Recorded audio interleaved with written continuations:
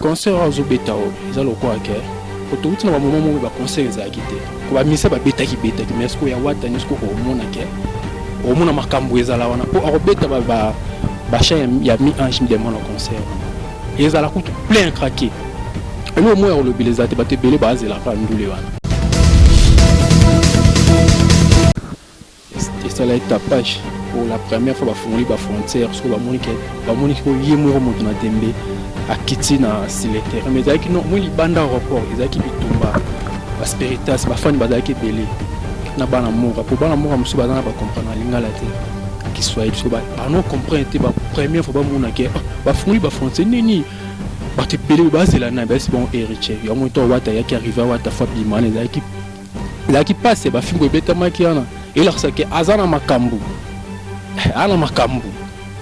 ça m'a plein pour ba mise belé bazaki na ba poto ba yaki na mais aloko mutu simple ka zobi mais ton ya wata à rapport ezaki plein anet président pas ngara voyager mais ba yi président ngara voyager mais ba moné moyen président ko kende ate pour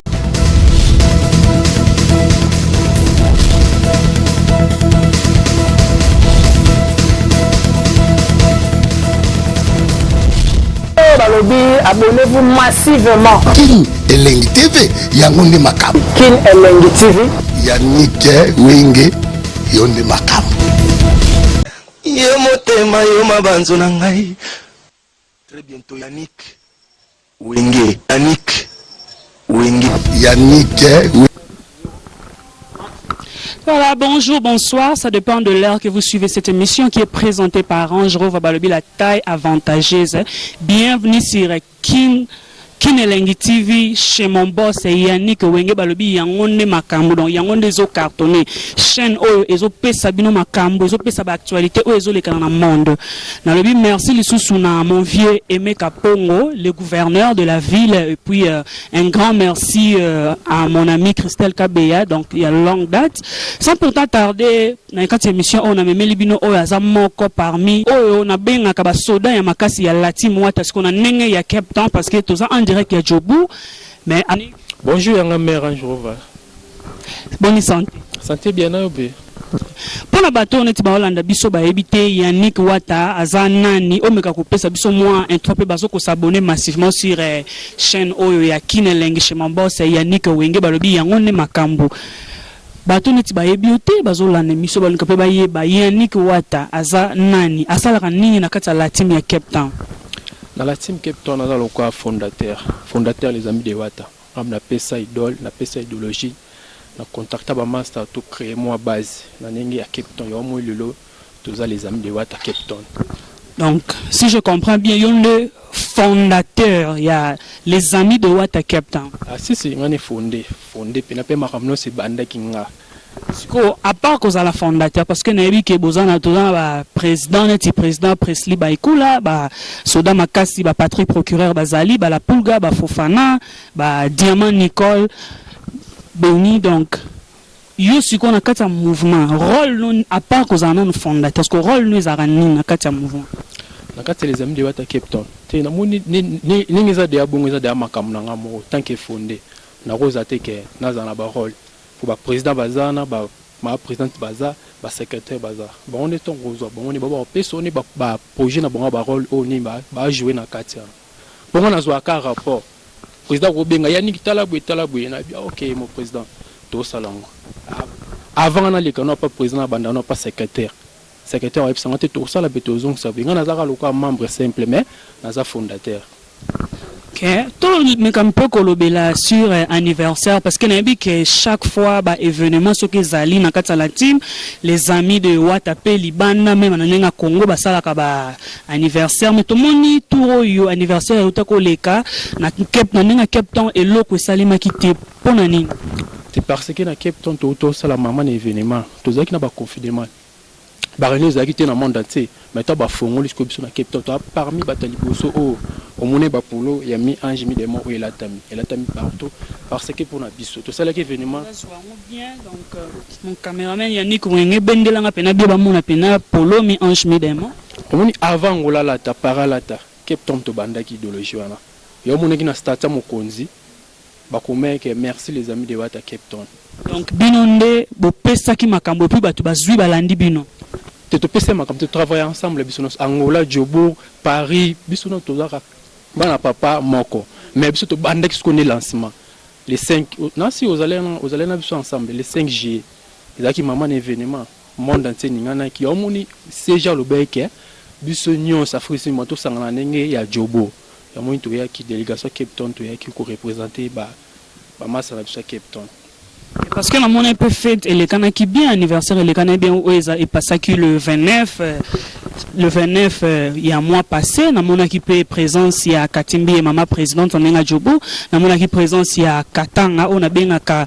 Pire Vienanga na monnaie qui présence na y na monnaie peut présence il y a BBC secrétaire il y a team na ndenge il y a Johannesburg awa.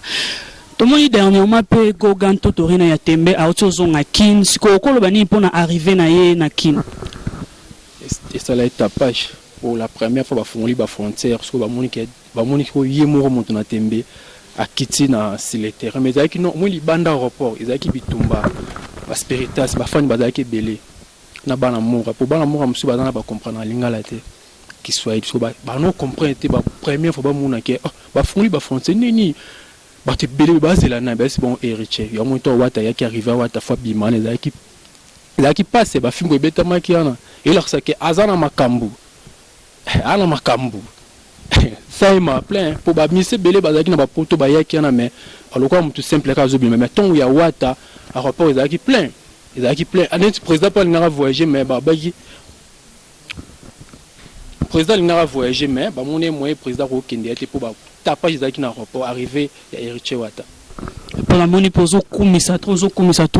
donc non la question à concert parce que nabi que héritier Watanabe a un concert au fois beta le 11 septembre et là nyangwa sika auto koki kozela ba fan pendant un concert azo beta o ezalo kwa ke photo utina ba moment mo ba concert za kité ko ba misa ba beta ki mais est-ce que ya wata ni ko o mona ke o mona makambo ezala wana po a beta ba cha ya mi ange de mon concert wana ezala kutu plein craqué. Et nous, moi, le billet zate batte belé base la kandoule wana. Tout le bel peine sur album mais on a mis ange mi demandé mon lobby que ba chant et ko betama parce que tout le monde dernièrement depuis l'année passée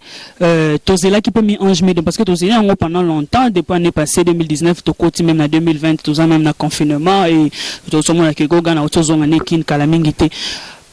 ba humiliation oyo e utako le kana o bi ba scandale ya sextape wana ba to comme ça qui ont mis ange mi porno sikoyo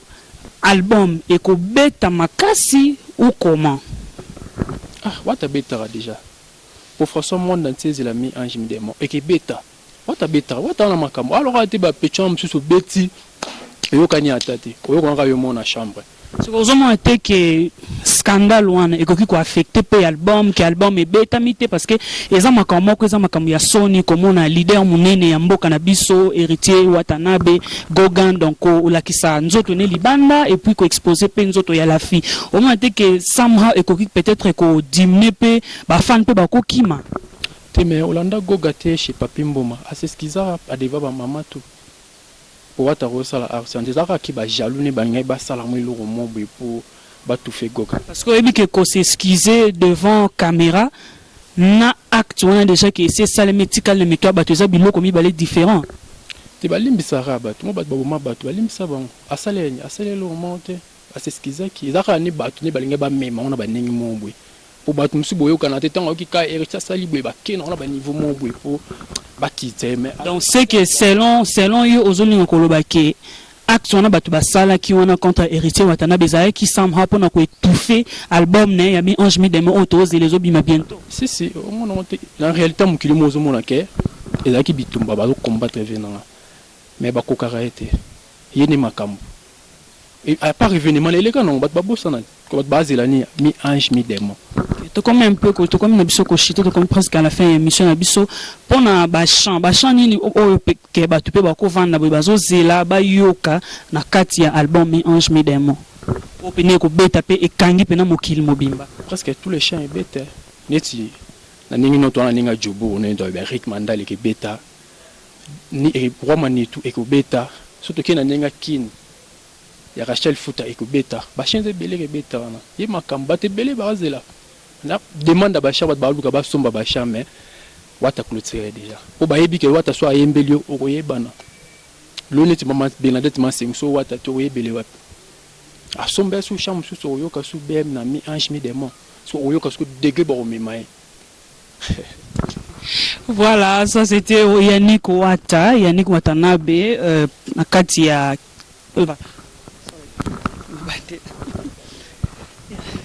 ça c'était Yannick Watanabe.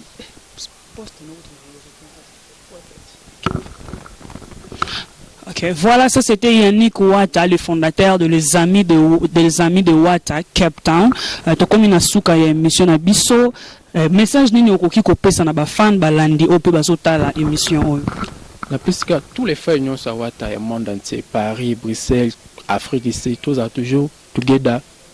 tout soutenir artistes ensemble. Ba groupe union, ba Bérin Rouge, ba Spiritas, ba les amis de Wata Cape Town. Les amis de Wata Jubek, biso tout aux together ba Katanga, ba Katimbi, et biso tout na ninga Cape Town, ba Jonathan Dissasi, ba mon président Priscilla ba Ekula Fofana, ba Patrick pour créer tous à together, ba Diamant, tous à together, union fait la force makambo ikende. Ba ma présidente na ngai mero asimba na ninga Cape Town, Chelsea Malé wana biso ba mbote belé, place oza.